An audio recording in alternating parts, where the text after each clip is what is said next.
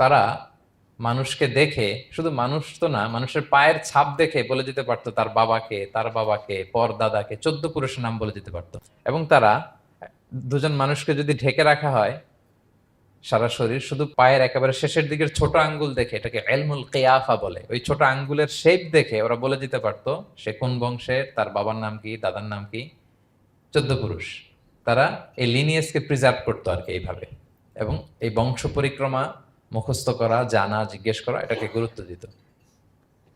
তো তারা আল্লাহকেও আমাদের মতো এরকম একজন সত্তা ভেবে আল্লাহ হাবিব সাল্লাল্লাহু আলাইহি ওয়াসাল্লামকে জিজ্ঞেস করতেছে যে ইদান খালাকাল্লাহু কুল্লা শাই ফামান খালাকাল্লাহ।